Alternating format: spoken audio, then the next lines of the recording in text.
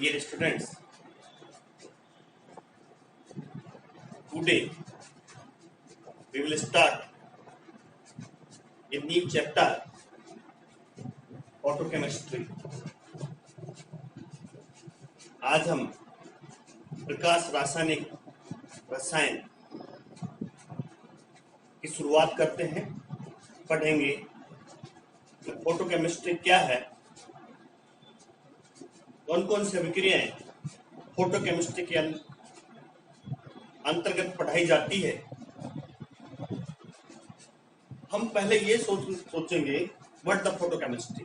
Photochemistry is the branch of chemistry which deal the photochemical reaction।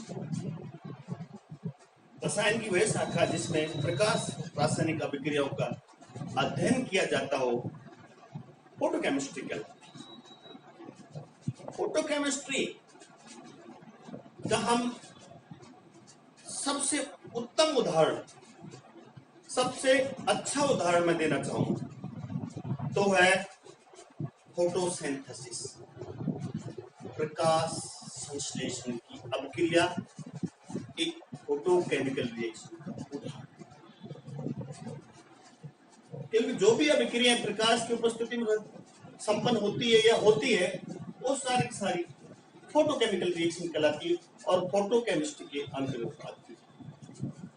Photochemistry में जब हम photochemical reaction संपन्न करवाते हैं तो डियर स्टूडेंट्स, हम अल्ट्रावायलेट एंड विजिबल रेडिएशन प्रयुक्त करते हैं, काम में लेते हैं, जिसका तरंग दैर्घ्य 200 से 800 nm तक होता है। फोटोकेमिस्ट्री में हम जो रेडिएशन काम में लेते हैं, जिससे अभिक्रिया प्रारंभ की जाती है फोटोकेमिस्ट्री में, वो है अल्ट्रावायलेट एंड विजिबल रेडिएशन, जिनका वेवलेंथ होता है 200 से 800। ये रेडिएशन पदार्थ पर गिरते हैं, फोटोकेमिकल रिएक्शन संपन्न होती है। सबसे सिंपल एग्जांपल और इंपॉर्टेंट एग्जांपल मैं आपको बता चुका, प्रकाश संश्लेषण, फोटोसिंथेसिस।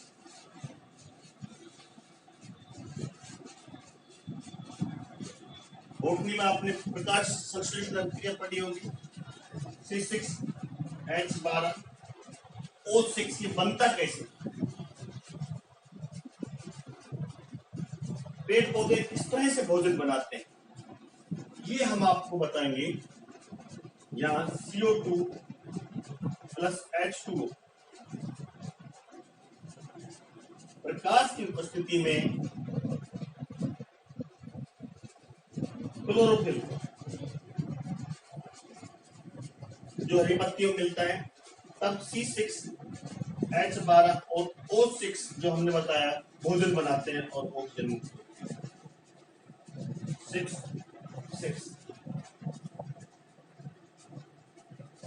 ये एक फोटोकेमिकल रिएक्शन का मुख्य एग्जांपल है। कई एग्जांपल, H2Br2 या HBr का decomposition, reaction H2 plus Cl2, ये सारे फोटोकेमिकल के उदाहरण है।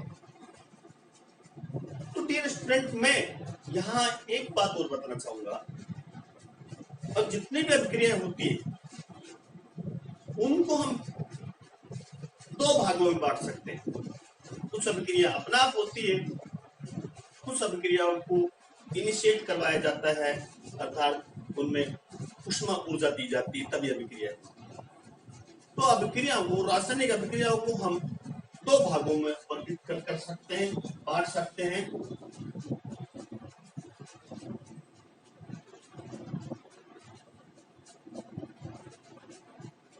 टाइप्स ऑफ रिएक्शन, प्रक्रिया के आधार, प्रोसेस के आधार। कुछ अभिक्रिया स्वतः होती है, स्पॉन्टेनियस रिएक्शन कहलाती है। कुछ अस्वतः होती है, जिनके लिए प्रकाश या हीट की आवश्यकता होती है। तो यहाँ थोड़ा संक्षेप में बताना चाहूंगा मैं।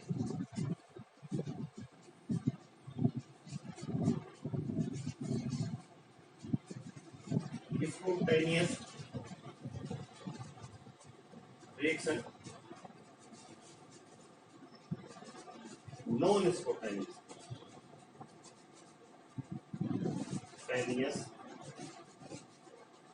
रिएक्शन, जो अभिक्रिया स्वतः होती है, जो अपने आप होती है, प्रकृति में, वो स्वतः अभिक्रिया कहलाती है, स्पॉन्टेनियस रिएक्शन कहलाती है। जैसे जो जल बनता है, वाटर मॉलिक्यूल्स बनता है, उसमें हजारों साल लग जाते हैं, H2+O2 के मध्य रिएक्शन होने में हजारों साल लग जाते हैं, वो अपने आप होती रहती प्रकृति, जल बनता रहता। जैसे चट्टाने धीरे धीरे देखे ना, डीके होती रहती है, अब क्षय होता रहता है चट्टानों, ये स्वतः अभिक्रियाओं के उदाहरण है। स्वतः अभिक्रियाएं non spontaneous reaction,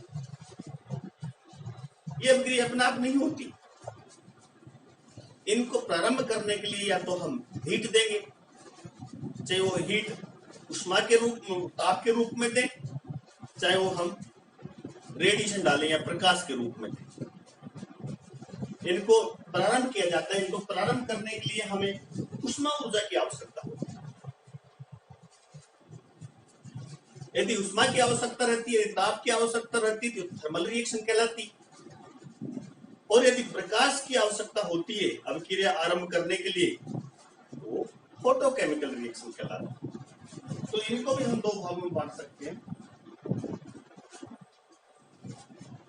thermal reaction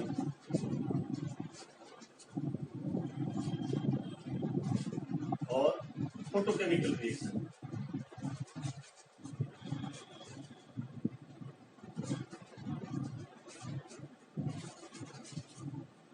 thermal reaction, photochemical reaction, यहाँ जो थर्मल रिएक्शन, जो ताप की अभिक्रिया होती है, उनमें जो उष्मा ऊर्जा की आवश्यकता रहती है वो ताप से, सप्लाई इसमें कहाँ होती, ताप, टेम्परेचर से अभिक्रिया आरंभ होती है, इसलिए थर्मल रिएक्शन कहते हैं। एग्जाम्पल कई हैं, H2+O2, ये सब thermal reaction, sorry H2+I2, 2HI, कई एग्जाम्पल, सारी ज्यादातर अभिक्रिया देखने थर्मल रिएक्शन कहलाएंगी, जहां ताप की आवश्यकता होती है। ये अभिक्रिया अंधेरे में भी हो जाती, डार्क में भी हो जाती, इनको प्रकाश की आवश्यकता थोड़ी, इनको तो टेम्परेचर की आवश्यकता, अनुकूल टेम्परेचर चाहिए, ऑप्टिमम टेम्परेचर चाहिए, तभी अभिक्रिया आरंभ होती है। टेम्परेचर के लिए कैसे आरंभ होती है अभिक्रिया?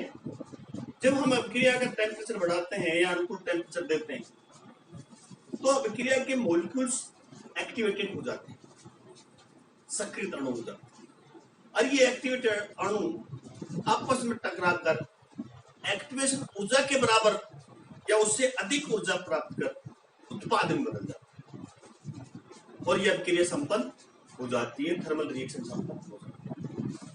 फोटोकेमिकल रिएक्शन, इसमें प्रकाश की आवश्यकता, ये अंधेरे में नहीं हो सकती, प्रकाश की आवश्यकता होती है, अंधेरे में नहीं हो सकती। इसमें पदार्थ रेडिएशन का अवशोषण करके अभिक्रिया आरंभ करता है।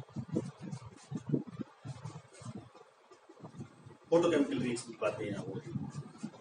तो फोटोकेमिकल रिएक्शन पदार्थ जो रेडिएशन का फोटोन है उसका अवशोषण करता है।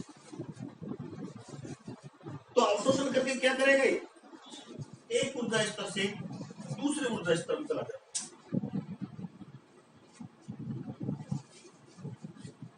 लोअर एनर्जी स्टेट,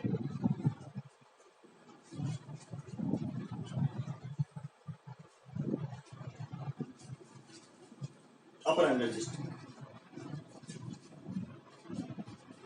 जो अणु होता है उस पर जब रेडिएशन डालते हैं वो फोटोन का अवशोषण करता है, और फोटोन का अवशोषण करके लोअर एनर्जी स्टेट से अपर एनर्जी स्टेट में चला जाता है।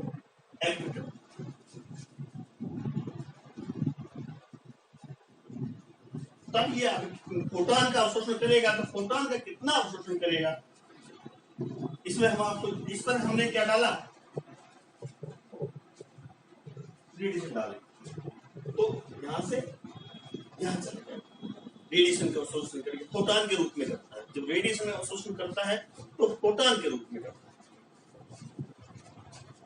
और अपर एनर्जी स्टेट में चला जाता है, जिससे क्या होगा, इसका जो बॉन्ड है वो बंद क्रम कम हो जाता है, बंद लंबाई बढ़ जाती है और अंततः बंद टूट जाता है और फोटोकेमिकल रिएक्शन संपन्न हो जाता है। इस तरह से एक फोटोकेमिकल रिएक्शन पूर्ण होती है, संपन्न होती है। अब मैं आपको ये और बताऊंगा, आपको जो अणु फोटॉन का अवशोषण करता है उसमें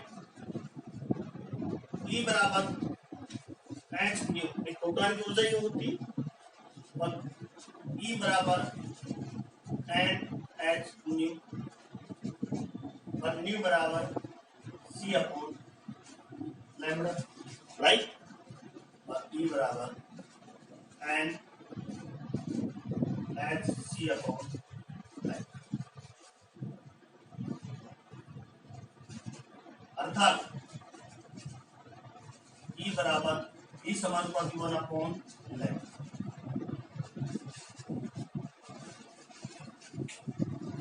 अणु फोटॉन के रूप में रेडिएशन का अवशोषण करता है, फोटॉन की ऊर्जा होती है E बराबर h न्यू,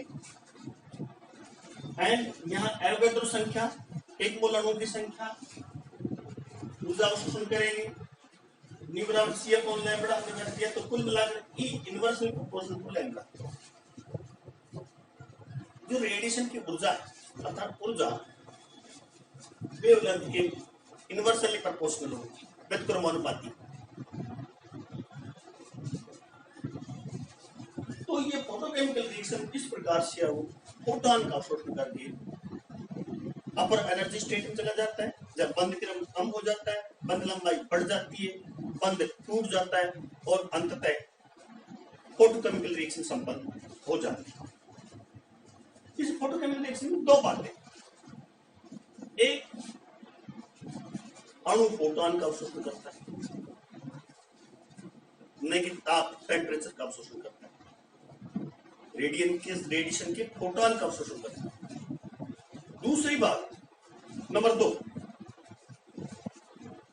जो इनकी जो रेट ऑफ रिएक्शन है, फोटोकेमिकल रिएक्शन की रेट ऑफ रिएक्शन प्रकाश की तीव्रता पर निर्भर करती है, लाइट की इंटेंसिटी पर निर्भर करती है। तो ये दो बातें जरूर ध्यान रखना पूरी फोटोकेमिस्ट्री में। अब थोड़ा सा हम जो परीक्षा में पूछा जाता है, what are difference between thermal reaction and photochemical reaction, दोनों में क्या अंतर है? वैसे तो मैं बता चुका, वही थर्मल रिएक्शन अंधेरे में नहीं होती है,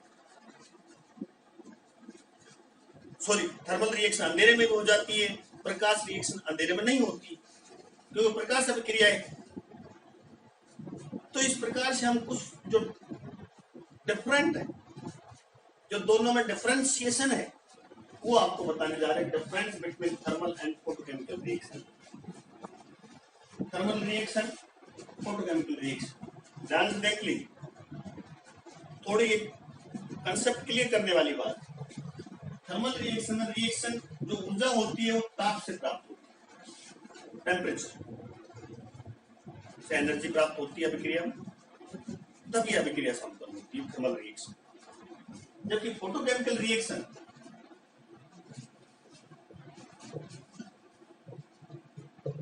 रेडिएशन के अवशोषण से विकिरण का अवशोषण करती है, प्रकाश विकिरण का अवशोषण करती है। प्रकाश में कौन सा? अल्ट्रा वायलेट और विजिबल लाइट की रेडिएशन का अवशोषण तब संभव। नंबर 2, ये अंधेरे डार्क में भी संपन्न हो जाती है, बता चुका मैंने से। थर्मल रिएक्शन अंधेरे में हो जाती है, उसको तो टेम्परेचर चाहिए, यदि टेम्परेचर अंधेरे में मिल जाता तो अंधेरे में संपन्न हो जाती है। ये प्रकाश की उपस्थिति में ही संपन्न होती है, क्योंकि प्रकाश है अल्ट्रावायलेट और विजिबल लाइट की आवश्यकता। तीसरी, इसमें उष्मा ऊर्जा क्वांटीकृत नहीं होती, ये थोड़ी इंपॉर्टेंट बात है, क्वांटम की बात है, हमने स्पेक्ट्रोस्कोप बताया था। तो ये उष्मा ऊर्जा है जो टेम्परेचर दिया जाता है, जिससे अणु के स्थानांतरण ऊर्जा परिवर्तित हो जाती है, ट्रांसलेशन एनर्जी चेंज हो जाती है, वो क्वांटाइज नहीं होती, क्वांटम के रूप में नहीं होता। फोटॉन के रूप में नहीं होता, इस तरह पैकेट के रूप में इसकी ऊष्मा ऊर्जा नहीं होती, इसलिए हम कहते हैं ऊष्मा ऊर्जा क्वांटिटेटिव। इसमें ऊर्जा क्वांटाइज्ड होती है, क्योंकि एक अणु फोटॉन का अवशोषण करता है, एक क्वांटा का अवशोषण करता है, E बराबर H न्यू। नंबर 4, देखिए ये अभिक्रिया उष्मा का अवशोषण होता है, उष्मा का उत्सर्जन भी होता है, अर्थात एंडोथर्मिक और एक्सोथर्मिक। ये अभिक्रिया एक्सोथर्मिक और एंडोथर्मिक भी होती है। इसमें अल्ट्रावायलेट और विजिबल रेडिएशन का अवशोषण उत्सर्जन नहीं होता, इसमें अल्ट्रावायलेट और विजिबल रेडिएशन का बच्चों अवशोषण, ये ध्यान रखिए। Number 5 point, gives free energy, इसमें नेगेटिव, डेल जी का मान नेगेटिव होता है। इसमें जरूरी नहीं गिव्स फ्री एनर्जी का मान डेल जी नेगेटिव, पॉजिटिव हो सकता है। जैसे फोटोकेमिकल रिएक्शन में हमने जो फोटोसिंथेसिस अभिक्रिया बताई, प्रकाश संश्लेषण अभिक्रिया में जो डेल जी होता है, गिव्स फ्री ऊर्जा में परिवर्तन वो पॉजिटिव होता है, धनात्मक। अगला देखिए, इसमें कई बार क्या, इस थर्मोकेमिकल रिएक्शन में कई बार, हमेशा नहीं, कैटलिस्ट का उपयोग करते हैं अभिक्रिया की गति को बढ़ाने के लिए, करते ही कुछ कैटलिस्ट अभिक्रिया गति को कम भी करते हैं, लेकिन ज्यादातर कैटलिस्ट अभिक्रिया गति को बढ़ाते हैं। यहाँ कैटलिस्ट के स्थान पर हम एक फोटोसेंसिटाइजर का उपयोग करते हैं, प्रकाश संवेदक को काम में लेते हैं। काम तो उसका भी एक कैटलिस्ट की तरह ही है, लेकिन थोड़ा डिफरेंट तरीके से, जो हम आपको अगले वीडियो में बताएंगे, यूट्यूब वीडियो में बताएंगे, तो वहां फोटोसेंसिटाइजर का उपयोग। अगले अंतर, रिएक्शन रेट ताप पर निर्भर करता है। अभिक्रिया का ताप बढ़ाएंगे, अधिकांश अभिक्रियाओं, मैं वहां नहीं जा रहा, टेम्परेचर कोएफिशिएंट जो केमिकल कैंटीन से आज पढ़ा, अधिकांश अभिक्रियाओं का ताप बढ़ाने पर अभिक्रिया वेग बढ़ सकता है। यहाँ प्रकाश वेग हमने बताया, प्रकाश की तीव्रता पर निर्भर करता है। फोटोकेमिकल रिएक्शन का वेग प्रकाश की इंटेंसिटी पर निर्भर करता है। हाँ, वापस ताप बढ़ाने से अणु की ट्रांसलेशन ऊर्जा बढ़ जाती है। स्थानांतरण ऊर्जा बता चुकी, टेम्परेचर बढ़ाएंगे तो ट्रांसलेशन एनर्जी इसकी बढ़ जाती है। परंतु ये अभिक्रिया जो होती है वेरी स्पेसिफिक होती है और सेंसिटिव होती है। स्पेसिफिक, सेलेक्टिव और सेंसिटिव, तीनों ही गुण होते हैं इसमें। क्योंकि मान लीजिए 200 nm का तरंग दैर्घ्य डालना है, तो हर एक अभिक्रिया थोड़ी होगी उसमें स्टार्ट। हर एक प्रकार के अणु, कोई 200, कोई 400, कोई 250 nm के तरंग दैर्घ्य के रेडिएशन का अवशोषण करता है। तो इसलिए ये अभिक्रियाएं स्पेसिफिक और सेलेक्टिव। अब बात आती है थर्मल रिएक्शन, तो सिंपल, बिल्कुल सिंपल, लेकिन फोटोकेमिकल रिएक्शन जटिल होती, कॉम्प्लेक्स होती, कई स्टेप होते हैं उसमें, वो आगे हम बताएंगे आपको अभी दूसरे वीडियो में। तो ये मेन डिफरेंस जो हमने अपने दो बताए, मुख्य रूप से ये होते। और इसका उदाहरण ये, इसका उदाहरण मैंने वही वापस प्रकाश संश्लेषण उदाहरण दिया। तो ये बच्चों, डियर स्टूडेंट, ये डिफरेंस था बिटवीन थर्मल रिएक्शन और फोटोकेमिकल रिएक्शन। ये जो था आज फोटोकेमिस्ट्री का introduction, what do means photochemistry. Photochemistry reaction जो होती है इस केमिस्ट्री में, उसमें किसका अध्ययन किया जाता है, इसके लिए ऊर्जा कहाँ से आती है, अभिक्रिया कैसे संपन्न होती है। तो ये हमने आपका फोटोकेमिस्ट्री का इंट्रोडक्शन आपको बताया। फोटोकेमिस्ट्री होती क्या है, थर्मल रिएक्शन क्या है, फोटोकेमिकल रिएक्शन क्या है यह हमने बताया। मैं dear students professor Ramanand Yadav, government Arang college Alwar Rajasthan, department of chemistry.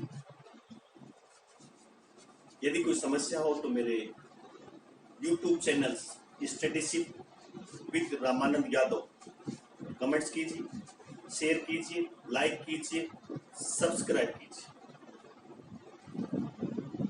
और अधिक विस्तृत जानकारी के लिए आप मोना प्रकाशन अलवर की बुक्स पढ़िए। किसी तरह की समस्या हो तो आप मुझे अवश्य लिखिए। केमिस्ट्री बहुत ईजी है, हंसिए, मुस्कुराइए। Thank you very much.